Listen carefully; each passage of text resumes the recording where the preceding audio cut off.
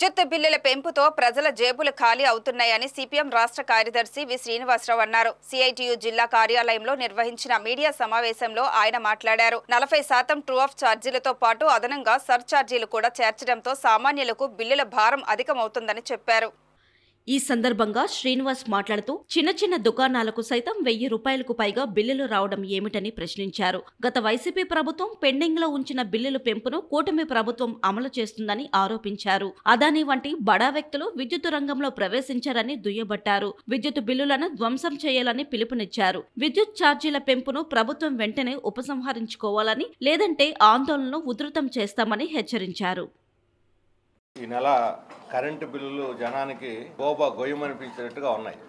మామిడి పగలగొట్టే ఇంతకుముందు 250, 300 బిల్లు వచ్చేవాళ్ళకి ఇప్పుడు 500, 600 బిల్లు వస్తుంది.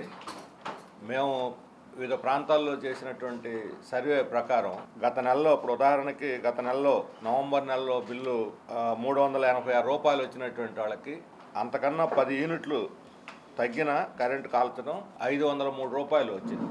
ఈ బిల్లుల్లో దాదాపు 40% వచ్చినటువంటి బిల్లులో 503లో 40% true up charge, PL adjustment charge, surcharge, electricity duty, 4 రకాలైన అసలు పోయి ఏదంటారు కొసరు ఎక్కువైంది. ఇప్పుడు అసలు బిల్లు కన్నా కొసరు బిల్లు ఎక్కువ అవుతుంది.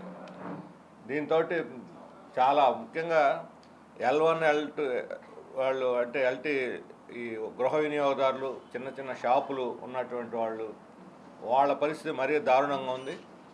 ఒక చిన్న షాపు వాళ్ళకి ఇంత పోయిన నెలలో 600 రూపాయలు, 600 చిల్లర, 10, 12 చిల్లర బిల్లు వస్తే ఈ నెలలో 1190 రూపాయలు బిల్లు వచ్చింది. అంటే దాదాపు రెట్టింపు. అందుకని ఇది ఇంతకుముందు నుంచి మేము చాలాసార్లు చెప్తూ వచ్చాం. కరెంట్ ఛార్జీలు గత ప్రభుత్వం పెంచకుండా పెండింగ్లో పెట్టింది. ఈ ప్రభుత్వం దాన్ని అమలు చేస్తుంది. అంటే మీరు గత ప్రభుత్వ నిర్ణయాలను అమలు చేస్తారని అడుగుతున్నాం. గత ప్రభుత్వం దాన్ని రద్దు చేయకుండా పెండింగ్లో పెట్టడం తప్పు. వాళ్ళు ఇప్పుడు ఎలక్షన్ తర్వాత వేద్దాంలో అనుకున్నారు, ఎన్నికలకు ముందు ఓట్లు పోతాయని. ఇప్పుడు వచ్చిన ప్రభుత్వం, గత ప్రభుత్వం దాన్ని సరిదిద్దాల్సింది పోయి దాన్ని అమలు చేస్తున్నది. ఆ రోజు తెలుగుదేశం వాళ్ళు ఈ విద్యుత్ ఛార్జీలు ఎక్కువ పోతున్నాయి, వీటిని మీరు కట్టొద్దు అని చెప్పి ఆ రోజు పిలిపించారు. మేము వస్తే తగ్గిస్తామని కూడా పిలిపించారు.